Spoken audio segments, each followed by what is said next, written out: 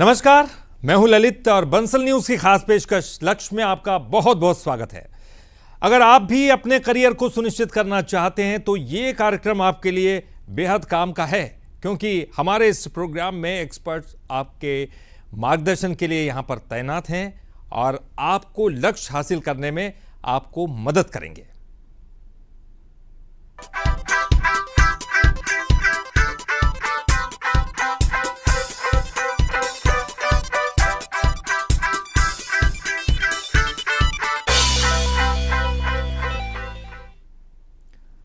हमारे खास कार्यक्रम लक्ष्य में हम उन लोगों से आपको रूबरू कराते हैं जो शिक्षा के लिए बेहतर काम कर रहे हैं।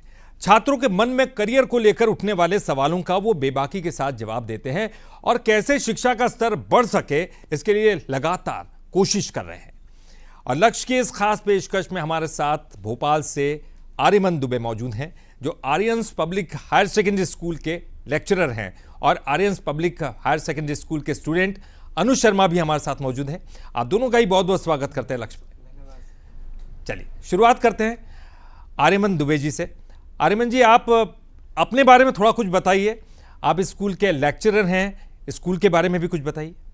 नमस्कार सर। नमस्कार। मेरा नाम आर्यमान दुबे है और मैं बीटेक मैंने कंप्लीट किया है कंप्यूटर साइंस इंजीनियरिंग से। और उसके बाद क्योंकि जो हमारा Aryans public higher secondary school है वो पिछले 29 वर्ष से शिक्षा के क्षेत्र में काम कर रहा है और उसी के साथ मैं पिछले 2 साल से जुड़ा हुआ हूँ। और हमारे स्कूल के डायरेक्टर श्री दीपेश दुबे सर की गाइडेंस में मैंने स्कूल में एज अ टीचर यहाँ पे मैंने काम करना स्टार्ट किया। और अगर मैं अपने स्कूल के बारे में बताऊँ तो हमारे यहाँ जो स्कूल का मोटो है वो ऐसा है कि आप हमें अबोध बालक दीजिए, हम आपको सुबोध नागरिक देंगे। क्या बात है। इसका मतलब ये है कि हम अकेले शिक्षा में नहीं, साथ ही साथ बच्चों की पर्सनालिटी डेवलपमेंट में भी उनका बहुत अच्छे तरीके से उनको डेवलप करते हैं, ताकि वह आगे जाके उनके फ्यूचर में वह एक अच्छी पर्सनालिटी बने, उनका कैरेक्टर एक अच्छा रहे। बाकी साथ ही साथ हम उनको कोचिंग मतलब जो कि बच्चे रहते हैं जो कि कोचिंग नहीं जा सकते हैं, हम वैसे भी अपने स्कूल के बच्चे जितने भी बच्चे हैं, चाहे वो 11th-12th के हों, 9th-10th के हों, हम उन सभी को यही कहते हैं कि स्कूल ही आपके लिए इतना सफिशिएंट है कि आपको कोचिंग जाने की ज़रूरत नहीं पड़ेगी। और हम कॉम्पिटिटिव एग्ज़ाम्स की भी बच्चों को तैयारी करवाते हैं स्कूल में ही, वो भी बिना किसी एक्स्ट्रा फीस के स्कूल में। Thank you. आर्यमन, आपने कहा कि आप 2 सालों से यहाँ पर पढ़ा रहे हैं, लेक्चरर हैं और लगातार जो है बच्चों को मार्गदर्शन दे रहे हैं।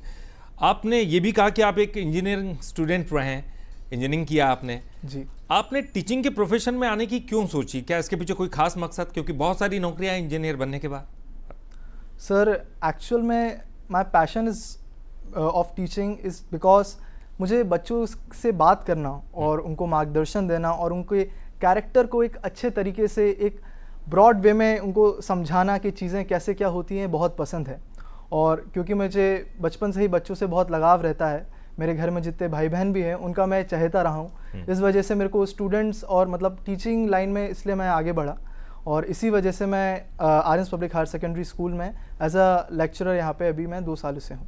बिल्कुल सही कहा आपने कि जहाँ हमें सेटिस्फेक्शन मिलता है वो काम हमें करना चाहिए, और आपको टीचिंग के प्रोफेशन में सेटिस्फेक्शन मिलता है, इसीलिए शायद आप इस प्रोफेशन में आए।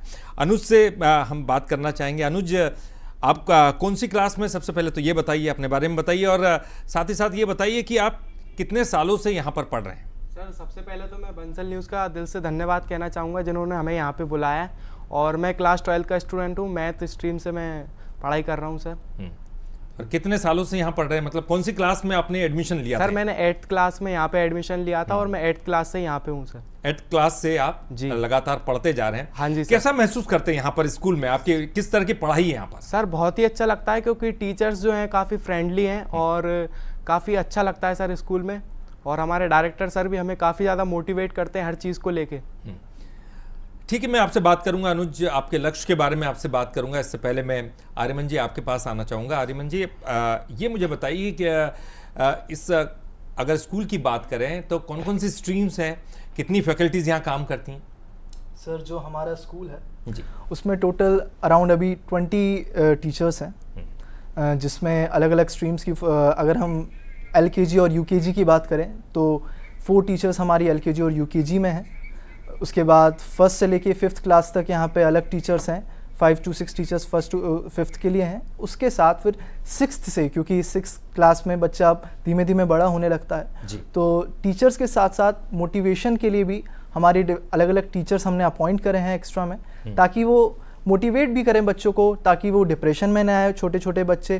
क्योंकि आज का आप माहौल देख ही पा रहे हैं कि छोटे से छोटा बच्चा भी, क्योंकि मोबाइल आजकल दिन भर देखता ही रहता है, तो डिप्रेशन आना एक आम सी बात हो गई है। तो हमको इसी वे में, ताकि बच्चा अपनी जो नेचुरल चीज़ें, क्योंकि पहले के ज़माने में बच्चे ये टेक्नोलॉजी से इतना अवगत नहीं थे, लेकिन आज के समय में बच्चा टेक्नोलॉजी में ही ज़्यादा है, दिन भर मोबाइल में ही बैठा रहता है, उसकी कोई फिजिकल एक्टिविटीज़ है नहीं। तो इसमें भी हम काम करते हैं और धीमे धीमे। और अगर हम फैकल्टीज़ की बात करें तो टोटल अराउंड 20 टीचर्स हैं, साथ ही साथ एक्स्ट्रा फैकल्टीज़ भी हैं। अगर कोई गेस्ट फैकल्टी जैसे कि मोटिवेशन की मैंने बात की तो उसके अलग टीचर्स हैं।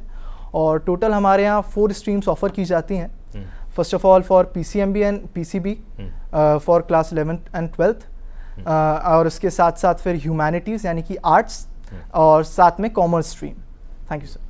बिल्कुल आपने सही कहा, क्योंकि देखिए अलग अलग पढ़ाने के तरीके होते हैं, अलग अलग स्कूलों के अलग अलग तरीके होते हैं। और हमने देखा कि कोरोना में ख़ास तौर पर उस वक्त ऑनलाइन मोड ज़बरदस्त चल रहा था, लोग घर पर बैठ कर पढ़ रहे थे, लेकिन ये पढ़ाई में मददगार भी बहुत है। ये अगर इस मोड में अगर पढ़ाई करते हैं, आपको आपके स्कूल में किस तरह से पढ़ाया जाता है? ऑफलाइन है क्या? आज भी ऑनलाइन मोड का आप सहारा लेते हैं? सर जैसे कि अगर हम 2020-21 की बात करें तो कोरोना काल में ज़रूर हमने ऑनलाइन मोड का यूज़ किया, लेकिन 2022 के बाद हमने ऑफलाइन ही स्कूल स्टार्ट किया। क्योंकि फिज़िकली जब बच्चा प्रेजेंट रहता है तो टीचर को पढ़ाने में भी अच्छा लगता है और बच्चे को पढ़ने में भी अच्छा लगता है। तो अभी तो फ़िलहाल ऑफलाइन मोड में ही है, लेकिन साथ ही साथ हम, क्योंकि कुछ एक्स्ट्रा चीज़ें रहती हैं, जैसे कि हम बच्चों को टेस्ट देते हैं ऑनलाइन, वो सारे हम ऑफलाइन यूज़ करते हैं ऑफलाइन। चलिए मैं अनुज से बात करना चाहूँगा। अनुज, आप टाइम मैनेजमेंट कैसे करते हैं? देखिए बहुत बड़ी बात है, क्योंकि आप मैथ्स के स्टूडेंट जैसे कि आपने बताया, तो आपको केवल यहाँ की पढ़ाई करनी है, इसके अलावा भी IIT JEE की पढ़ाई करनी है, आगे और आगे बढ़ना है तो उसके लिए पढ़ना है। तो ये जो टाइम मैनेजमेंट आप कैसे करते हैं? स्कूल की पढ़ाई के साथ साथ घर में भी होमवर्क होता है होगा? जी सर, टाइम मैनेजमेंट एक काफ़ी ज़रूरी चीज़ है स्टूडेंट की लाइफ में। तो मैं अपना टाइम मैनेजमेंट इस तरीके से करता हूँ कि मैं चैप्टरों को छोटे छोटे गोल रखता हूँ, मैं उनको डेली बेसिस पे कंप्लीट करता हूँ, और इसी तरीके से मैं अपना टाइम मैनेजमेंट करता हूँ कंप्लीट। मतलब घर में आपने चैप्टर्स को डिवाइड कर रखा है, क्योंकि अब एग्ज़ाम तो बिल्कुल कम समय है, तो इन कम समय में आपको प्रिपरेशन ज़्यादा करनी है। हाँ जी सर, हाँ जी जी। आर्यमान जी, आपसे भी पूछना चाहूँगा कि अब ये जो कम समय बचता है, इसमें आप किस तरह से प्रिपरेशन कराते हैं? मतलब रिवाइज वर्जन ज़्यादा होता है, ओरिजिनल तो आपका सिलेबस कंप्लीट हो चुका होगा। सर देखिए, जैसे कि अभी जो समय है ये बच्चों के लिए बड़ा प्रेशराइज समय है, क्योंकि प्रीशियस भी है और बच्चों को प्रेशर भी है, क्योंकि कॉम्पिटिटिव एग्जाम्स भी सर पे हैं, साथ ही साथ बोर्ड एग्जाम्स भी सर पे हैं। तो उसके लिए हम सबसे पहले तो बच्चों को, सबसे ज़रूरी है उनको मोटिवेट करना और उनको समझाना कि एक 1 paper of sheet will not decide your future. पर साथ ही साथ हम जो बात कर रहे हैं सिलेबस की, तो सिलेबस तो कंप्लीट हो जाता है टाइम पे, और इस समय में हम बच्चों को लगातार प्रैक्टिस शीट्स देते हैं ताकि वो रेगुलर बेसिस पे उनको सॉल्व करें, और जहाँ पे भी उनकी गलतियां हैं उसको फिर से हम उनकी गलतियों को हम पकड़ते हैं और फिर से उनको सॉल्व करवाते हैं वही चीज़ें, ताकि बच्चा भी देखे कि उसकी प्रगति कहाँ पे हो रही है, वो प्रोग्रेस कर रहा है धीमे धीमे, और ऐसे ही हम आगे जारी रखें। मॉक टेस्ट लेते हैं आप, मतलब उस तरह से उनकी तैयारी कराते हैं? जी सर। अनुज, मॉक टेस्ट से आप में कुछ परिवर्तन आपको दिखाई देता है? जी बिल्कुल, मुझे अपनी काफ़ी गलतियाँ मॉक टेस्ट के द्वारा पता चली, जो कि मैं करता था। और मॉक टेस्ट एक बहुत ही ज़रूरी चीज़ है जो कि हमारे स्कूल में डेली बेसिस पे होती है। अनुज, स्ट्रेस कभी लगता है आपको कि बहुत स्ट्रेस हो रहा है, पढ़ाई बहुत ज़्यादा हो रही है, कैसे इसको संभाले? कभी ऐसा लगता है? वो स्ट्रेस आता है तो उससे कैसे आप निजात पाते हैं? जी सर, स्ट्रेस आता है और मेरी लाइफ में भी कई बार आया, लेकिन मेरे जो डायरेक्टर सर हैं दीपेश दुबे सर, उनसे मैं बात करता हूं तो वो मुझे बिल्कुल स्ट्रेस फ्री कर देते हैं और काफ़ी ज़्यादा मोटिवेट भी करते हैं मुझे कि इतना स्ट्रेस नहीं लेना चाहिए। तो अगर बिना स्ट्रेस के अगर स्टूडेंट पढ़ेगा तो वो काफ़ी अच्छा पढ़ सकता है। आर्यमान जी, स्कूल में कोई खास तौर पर इस तरह की व्यवस्था है, या चाहे वो कल्चरल एक्टिविटीज़ हो या कुछ ऐसा है कि पढ़ाई पे से थोड़ा सा ध्यान हटा के वो स्ट्रेस को रिलीज़ किया जाए? बच्चों में तो होता है इस वक्त कंपटीशन इतनी ज़्यादा है। जी सर, अभी पूर्व में ही 1 तारीख को हमारे यहाँ आर्य महोत्सव का कार्यक्रम हुआ था, जिस वजह से सारे बच्चे बहुत प्रफुल्लित थे और बहुत खुश थे, क्योंकि अभी 5th और 8th के बोर्ड स्टार्ट होने वाले हैं, तो उन बच्चों को भी बड़ा प्रेशर था। उस प्रेशर को कम करने के लिए हमने उन बच्चों को भी बोला था कि आप परफॉर्म कीजिए, पर साथ ही साथ ये भी ध्यान रखा था कि उनका पढ़ाई का जो समय है वो ख़राब ना हो। तो हमने उनको डिफरेंट कार्यक्रम्स, अलग अलग जो एक्टिविटीज़ हैं वो भी करवाते रहते हैं, ताकि बच्चा पढ़े भी और प्रेशर ना ले किसी भी चीज़ का, क्योंकि अभी ही समय है, बच्चा जी भी लेगा और पढ़ भी लेगा। बाद में तो फिर आगे नौकरी ही करना है या कोई भी कार्य में लगना है, तो फिर बच्चा वह अपनी ज़िंदगी नहीं जी पाता, चाइल्डहुड नहीं जी पाता है। नहीं, आप सही कह रहे हैं, क्योंकि धीरे धीरे समय बदलता जा रहा है, उसी परिवेश में हमको ढलना है। युग आज का जो है कंपटीशन से भरा हुआ है, और ऐसे में स्ट्रेस तो आना स्वाभाविक है। चलिए, मैं आपसे एक चीज़ और पूछना चाहूँगा। वर्तमान समय में करियर काउंसलिंग की बड़ी उपयोगिता है। लोग आते होंगे आपके पास, पेरेंट्स आते होंगे, उनको आप क्या संदेश देंगे? किस तरह की पढ़ाई करनी चाहिए, कौन सा सब्जेक्ट लेना चाहिए, और बच्चों पर खास तौर पर उनसे किस तरह से अटेंशन होना चाहिए, उनसे किस तरह से बातचीत करके उनका करियर या उनका लक्ष्य निर्धारित करना चाहिए? देखिए, क्या होता है सर, जब बच्चा 9th से 10th में जाता है, 10th के बाद पास होता है, उसके बाद वह डिसाइड करता है कि उसे कौन सी स्ट्रीम में जाना है, और वो यह भी डिपेंड करता है कि उसके मार्क्स कैसे हैं। पर हमारे स्कूल में एक अच्छी चीज़ यह है कि आपके मार्क्स के ऊपर आपको जज नहीं किया जाता, आपको जो पसंद है उसके ऊपर हम आपको सब्जेक्ट्स देते हैं।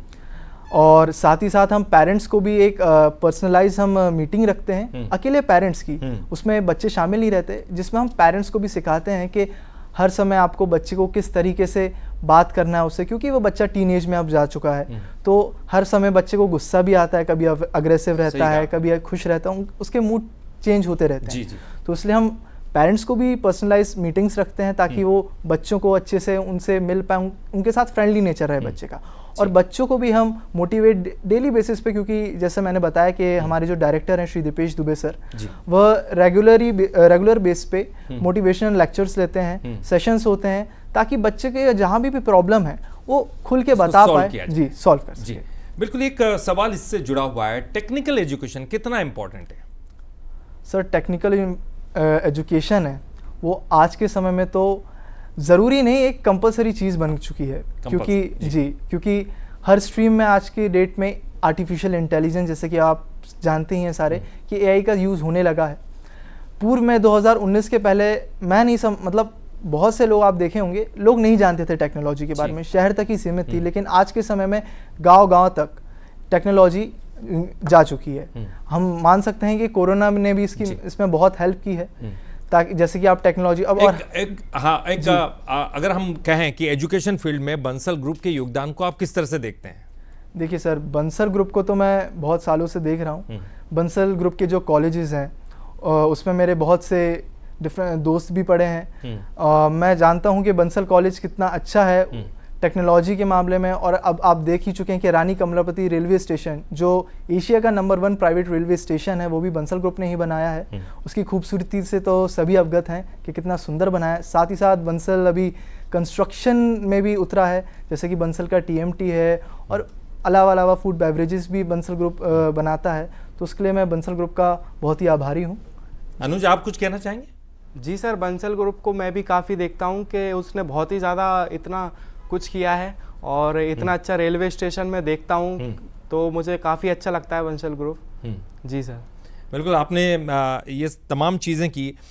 आप अपना लक्ष्य निर्धारित कैसे करते हैं? अनुज, अपने बारे में कुछ बताइए कि पढ़ाई का स्ट्रक्चर आपने कैसे डिज़ाइन कर रखा है, कैसे कर रहे हैं, घर पे पढ़ रहे हैं, ये तमाम चीज़ें तो ये होती रहेंगी, लेकिन अगर हमारे जो स्टूडेंट्स देख रहे हैं, जो बच्चे देख रहे हैं, उनको आप कुछ कहना चाहेंगे? जी, सबसे पहले तो मैं ये कहना चाहता हूँ कि एग्ज़ाम का ज़्यादा स्ट्रेस ना लें। अगर स्ट्रेस फ्री होकर अगर आप पढ़ोगे तो आप ज़्यादा अच्छे से समझ सकते हो चीज़ों को, और अगर आप डिवाइड करके पढ़ो चीज़ें तो आपको ज़्यादा आसानी होगी। और अगर आप, जैसे कि मैं अगर किसी सब्जेक्ट में कमज़ोर हूँ तो मैं उसको 1-2 घंटा ज़्यादा ही देता हूँ, ताकि मैं उसको अच्छे से कर सकूँ। बहुत अच्छी बात आपने बताई, और जितने स्टूडेंट हमारे तमाम जो देख रहे होंगे वो इस बात को समझेंगे। आर्यमान जी, आपका भी बहुत बहुत शुक्रिया। आपका भी बहुत बहुत शुक्रिया अनुज, हमसे बात करने के लिए, इतनी अच्छी बातें हमारे जो स्टूडेंट्स को और पेरेंट्स को बताने के लिए बहुत बहुत शुक्रिया आपका। तो निश्चित तौर पर आपको मार्गदर्शन मिला होगा, तमाम चीज़ें जो है आपकी क्लियर होंगी, डाउट्स भी आपके क्लियर हुए होंगे। तो देखिए, लक्ष्य में आपने मार्गदर्शन हासिल किया, तमाम चीज़ें, और ख़ास तौर पर हमारा ये प्रोग्राम इसी के लिए डिज़ाइन किया गया है ताकि आप अपने घर पर बैठकर आप जान सकें कि करियर में आने वाली अड़चनें, कठिनाइयाँ वो कैसे दूर की जाती है और लक्ष्य को निर्धारित कैसे किया जाता है।